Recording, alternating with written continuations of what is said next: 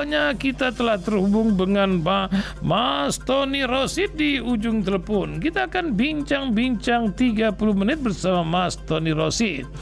Ya, sudah terhubung Bang Agus. Ya, sudah terhubung ya. Kita bincang dengan yang satu ini, Pak Jafas. Ini favoritnya, kita telah terhubung. Assalamualaikum Mas Tony. Halo. Waalaikumsalam. Di Jakarta atau di luar Jakarta, Mas Tony? Alhamdulillah di Jakarta ini. Jakarta ya, panas minta ampun ya Selasa kemarin. Mas Tony, ini banyak kisah ya, atau sandiwara yang sedang disetting oleh para skenario yang sedang dibuat. Karena beberapa hari lagi akan ada pendaftaran. Apa yang Mas Tony lihat ketika Gibran akan ke Jakarta? Lihat saja nanti katanya menyebut acara bersama Projo di sana. Dan juga tentang partai-partai yang mulai menunggu kabar dari Mahkamah Konstitusi. Ada lagi kisah tentang PDIP di Solo yang uring-uringan nih Mas Rudi nih. Mau kemana anak satu ini katanya. Wah, itu dia yang jadi masalah. Dan juga tentang PKB. Sebuah goyangan akankah terjadi di partai yang satu ini. Ada yang bilang akan ada muktamar luar biasa dan apa-apa. Dan Menteri Agama yang dipanggil Presiden juga menjadi pembahasan luar biasa. Mungkin Mas Tony bisa memberikan gambaran dari peristiwa-peristiwa yang berseliweran di pagi hari ini di tengah survei dan pertemuan di lapangan yang nampaknya jauh panggang dari api. Lain di survei, lain di lapangan. Silakan Mas Tony Rosid. Ada musik kencang sekali, dari mana ya? Musik. Nggak ada di sini, nggak ada di radio, nggak ada terdengar. Mungkin spletteran dari dekat-dekat sana. Oh, ada yang main musik di sana. Di sini nggak ada. Hilang. Sekarang hilang. Oh, hilang. Udah cukup kata. Ada yang bikin skenario lain. Silakan Mas. Jadi berkaitan dengan saya sudah nulis hari ini dan belum saya kirim ke Pak Ihsan kayaknya. Betul. Ditunggu. Terkait dengan putusan MK. Semua kan berspekulasi soal keputusan MK ini. Apakah nanti MK akan membuat keputusan tanggal 16 itu? Senin ya? Ini ada suara-suara yang mengganggu. Halo. Halo ya.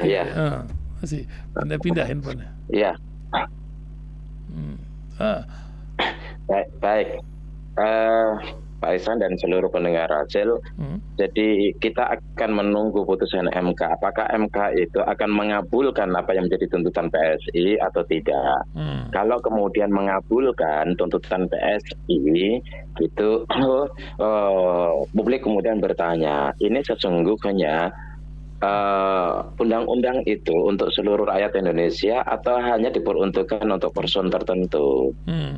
Kita ikut prihatin beberapa waktu yang lalu ketika gugatan ke MK oleh salah seorang pimpinan KPK minta untuk diperpanjang kontrak kerjanya 4 tahun dan kontrak itu kepada rakyat, lalu kemudian melakukan gugatan ke MK berlaku saat itu juga 5 tahun untuk dirinya.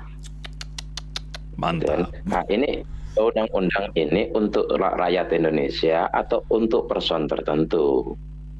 Gitu kan.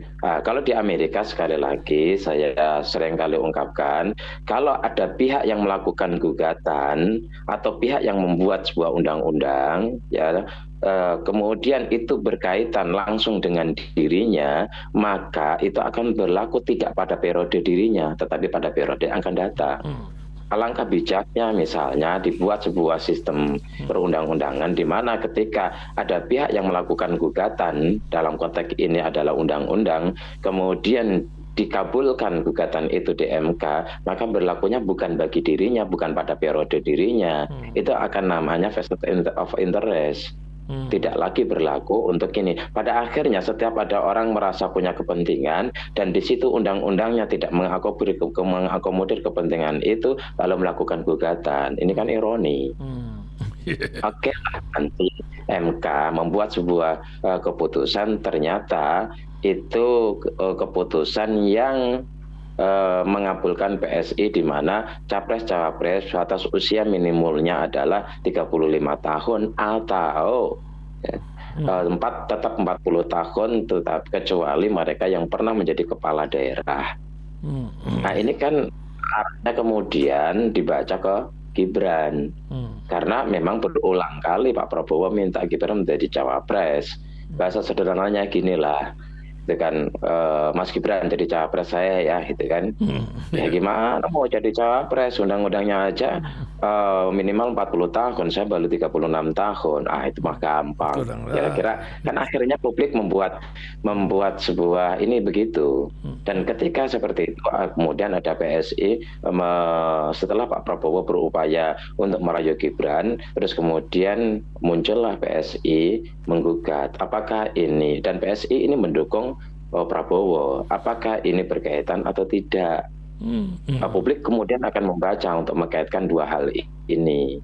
Nah, kalau kemudian nanti diputuskan, lalu apakah kalau kemudian diputuskan dan memberi peluang kepada Gibran akan mengambil sebuah keputusan? Ini bergantung. Kalau Gibran tidak mengambil kesempatan itu untuk menjadi cawapresnya Prabowo dan daftar di KPU tanggal 19, karena ini kan putusan tanggal 16, 3 hari sebelum pendaftaran. Nah, katakanlah salinannya sampai tanggal 19, nanti daftarlah tanggal 22 misalnya, gitu kan. Setelah 3 hari. Nah, dalam konteks ini kalau memang kemudian tidak mendaftar, tentu Prabowo dan juga Gerindra kecewa.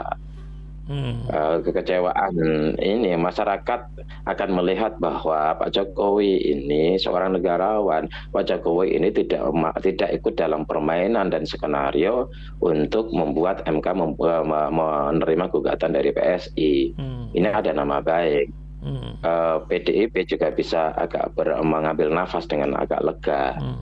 Tetapi di sisi lain Gerindra, koalisi KIM ya, koalisi Indonesia Maju, Gerindra, PAN dan Golkar ini akan kisruh. Kenapa? Karena dua-duanya baik PAN maupun Golkar akan berebut untuk cawapresnya Prabowo. Erick Thohir melalui PAN, Erlangga melalui Golkar.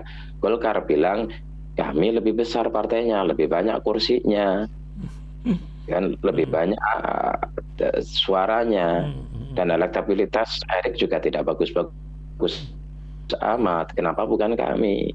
Ya begitu juga PAN. Ya kalau kami tidak diakomodir ya kami berhitung ulang apakah tetap bersama dengan Kim apa enggak. Ini akan terjadi sebuah kekisruhan dan dua-duanya memang tidak begitu direspek oleh Prabowo, karena Prabowo tahu elektabilitas keduanya sama Prabowo dipasangkan sama Prabowo ke Erick Thohir atau Prabowo Erlangga itu juga tidak nendang sebagaimana dulu Prabowo Caimin. Masih mending Caimin daripada dengan Erlangga dan juga dengan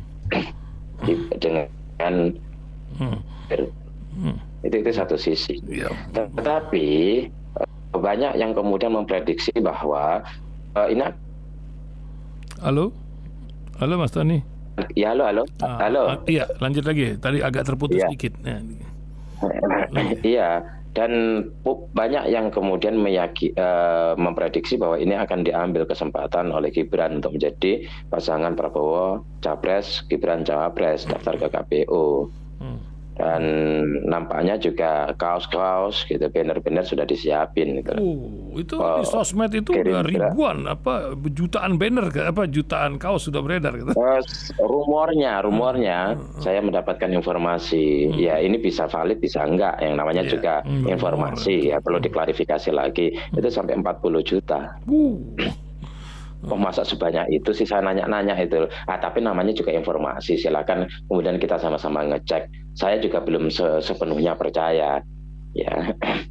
Tetapi perlu juga dipahami bahwa Gerindra dan Prabowo itu yakin betul. Saya ketemu dengan beberapa teman Gerindra, yakin betul Gibran akan lolos dan kemudian menjadi cawapresnya Prabowo.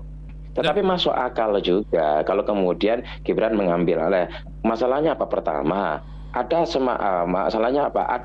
Kalau kita lihat banyak indikator, Jokowi nampaknya menganggap bahwa inilah saatnya untuk eksis dari PDIP. Tidak ada lagi kepentingan Jokowi di PDIP. Tidak ada lagi ekspektasi Jokowi dan keluarga di PDIP. Jadi PDIP itu tidak akan memberikan, tidak menjanjikan di masa depan bagi Pak Jokowi dan anak menantunya. Nah, makanya katakanlah nanti Pak Jokowi sudah sekarang bisa berdialog, bisa bernegosiasi, bisa adu kuat ketika Pak Jokowi jadi presiden. Ketika Pak Jokowi tidak jadi presiden, ya kemungkinan akan dibuang begitu saja, karena konflik antara Pak Jokowi dengan Ibu Mega kan kita lihat semua lah, ya begitu serius sesungguhnya. Tapi karena dua-duanya saling membutuhkan, ya maka itu dijaga. Tapi untuk masa depan Pak Jokowi, kalau tidak bisa ambil PDIP umum, ya percuma juga sesungguhnya tetap bernaung di PDIP. Ini juga punya alasan yang rasional bagi Pak Jokowi. Maka Kaisang kemudian menjadi ketua umum PSI. Kita tahu semua lah PSI ini, ya kita tahu semua lah PSI ini adalah partai yang dianggap membayangi elektabilitasnya PDIP, karena apa? Ceruknya sama, karakternya sama. Ya, jadi saing bukan ya, tetapi membayangi mungkin iya. Maka ambillah PSI Kaisang. Padahal di dalam ADART-nya PDIP tidak boleh dalam satu keluarga itu kader PDIP keluarganya ada. Iya. Para PDIP kan gitu. Kalau konsekuen ya. Ya tidak selalu publik paham. Kenapa nggak sekalian? Mungkin langsung sekalian Gibran ke sana. Dan kalau kemudian PDIP sebagai partai terkuat mau melakukan impeachment, waktunya sudah nggak cukup. Saya pikir ya ini ada kemungkinan bahwa Gibran kalau nanti diputuskan bahwa MK membuat sebuah keputusan dan mengabulkan gugatan dari PSI, boleh usia 35 tahun minimum untuk jadi capres-capres. Iya, halo. Kepala daerah, ya. Lanjut. Pernah menjadi kepala daerah. Ya, dia tidak 40 tapi pernah menjadi kepala daerah gitu. Iya, pernah menjadi kepala daerah.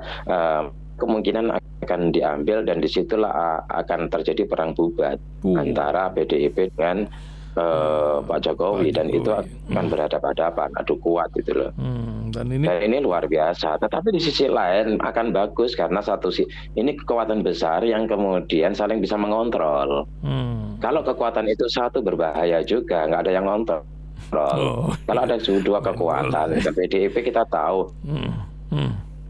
Hanya Budi Gunawan yang ada di BIN, dan itu jauh lebih dekat dengan PDIP meskipun bawahnya Pak Jokowi. Apakah mungkin kemudian akan dicopot di tengah jalan, kita juga tidak tahu. Tetapi hadapan kontestasi antara PDIP dengan Pak Jokowi, PDIP melalui Ganjar, Pak Jokowi melalui Prabowo, Gibran misalnya, ini akan sangat keras. Tetapi ada baiknya karena akan saling mengontrol ketika terjadi. Ya, lanjut. Untuk melakukan sesuatu yang tidak sesuai dengan aturan. Nah, ini saling kontrol, saling mengingatkan, ya, kemudian saling menghambat. Ini ada baiknya juga untuk negara ya. Kita konteksnya untuk bangsa dan negara, untuk pemilu.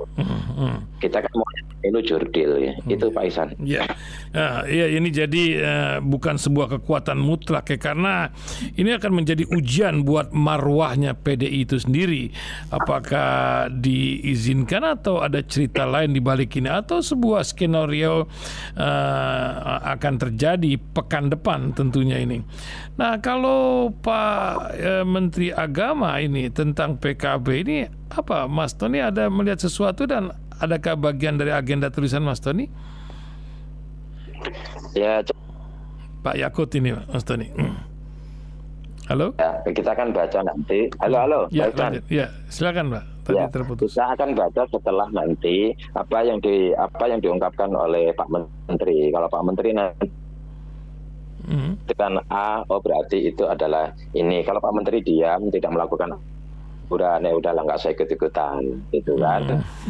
usah ikut-ikutan dalam pemilu ini, kerja aja sebagai Menteri Agama yang baik. Tapi kalau kemudian nanti ada komentar-komentar, ya akan publik kemudian akan membaca, oh inilah, ini toh pesannya, kan gitu aja. Jadi nggak usah berspekulasi karena semuanya serba mungkin.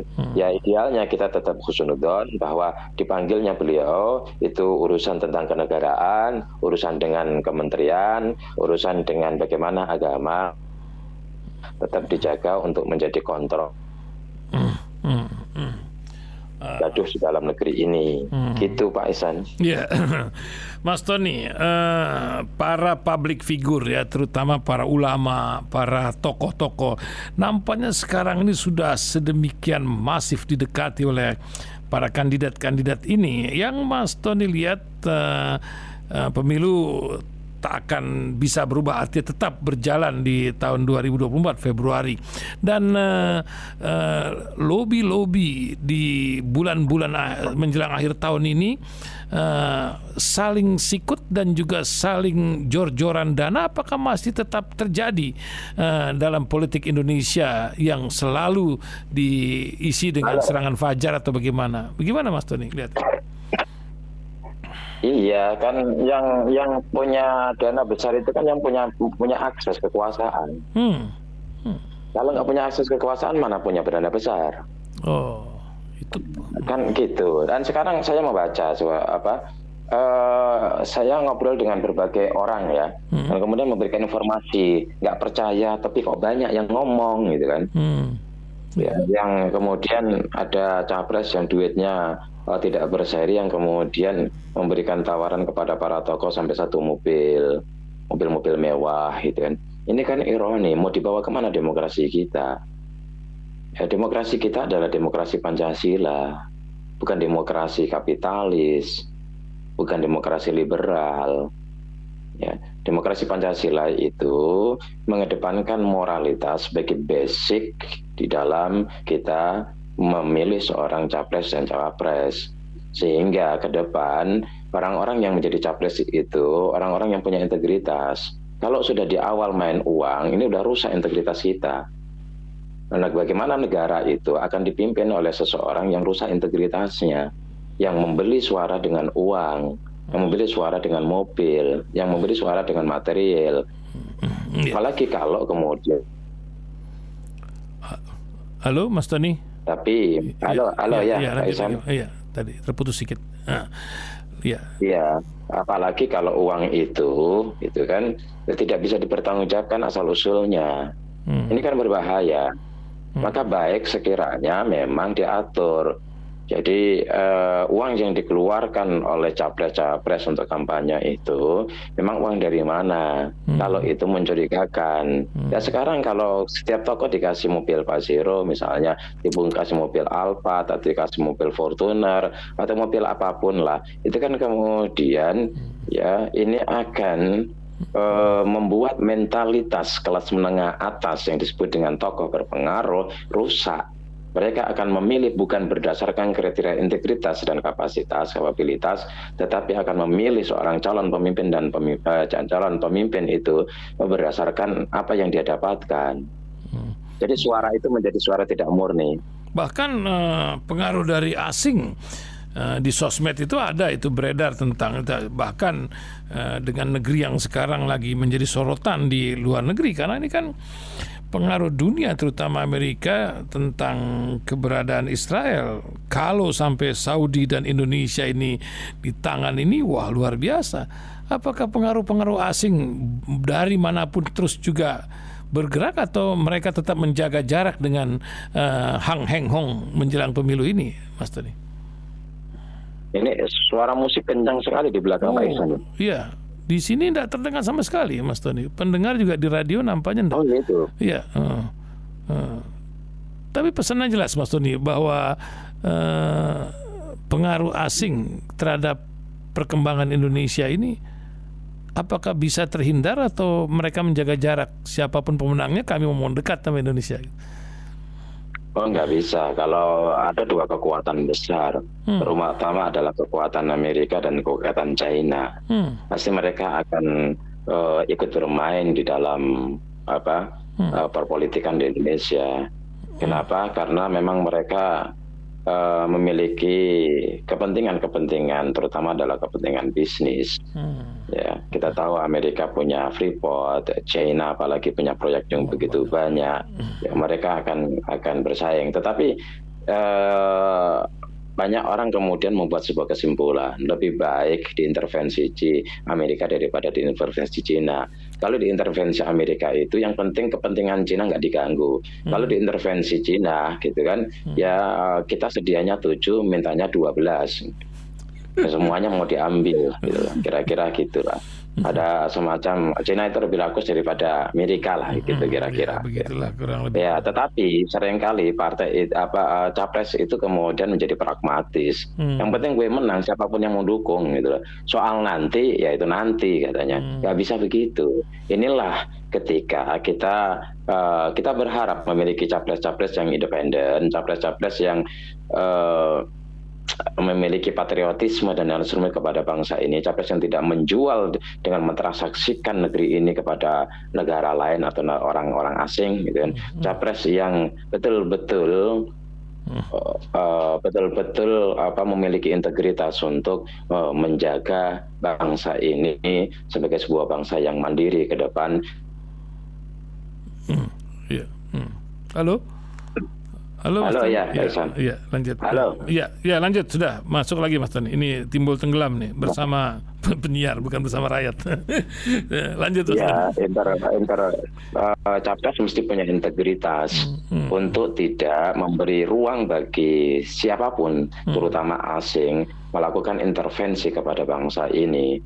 Jangan sampai karena kebutuhan capres ini agar menang, dia asing atau terhadap pihak luar yang kemudian mentransaksikan negara ini, memberikan janji-janji dengan mentransaksikan aset yang dimiliki oleh negara ini ke depan, dan ini bahaya. Oleh karena itu, siapapun yang dekat dengan asing dari capres ini atau melakukan transaksi itu harus dibongkar supaya rakyat tahu siapa capres boneka, siapa capres yang masih memiliki independensi dan kemerdekaan di dalam mengurus negara ini ke depan. Oke. Terakhir Mas Tony, tulisan apa yang sedang dibuat dan pesan apa untuk pendengar Radio Silaturahim? Silakan Mas Tony. Pesan saya untuk seluruh para pendengar Rasil, tetap kita harus optimis bahwa bangsa ini adalah bangsa yang besar. Negara ini adalah negara yang besar. SDM kita cukup memadai untuk membuat bangsa ini maju. SDA kita punya misalnya nikel itu 52%. Dunia itu bergantung kepada nikel kita dan itu terbaik di dunia. Dan CPO kita, dunia itu bergantung 56% kepada kita. Emas kita itu nomor 6 di dunia. Mungkin bisa sesungguhnya kalau dieksplorasi semua bisa lebih banyak lagi. Bukan nomor 6, mungkin nomor 2. Kemudian belum lagi batu bara kita itu nomor 5 di dunia. Artinya kekayaan kita berlimpah. SDM kita tidak mengecewakan. Dan hanya saja tidak diberikan ruang untuk mengelola bangsa ini secara kolektif, kolegial, secara kolaboratif. Halo? Tempat untuk mengelola bangsa ini adalah orang-orang yang seringkali tidak punya integritas dan tidak punya kompetensi. Tetapi begitu banyak orang-orang yang punya SDM bagus dan punya integritas yang mestinya semakin dibuka untuk menjadi teknokrat kita, membangun masa depan bangsa. Pesimistis di dalam diri kita. Ya, rakyat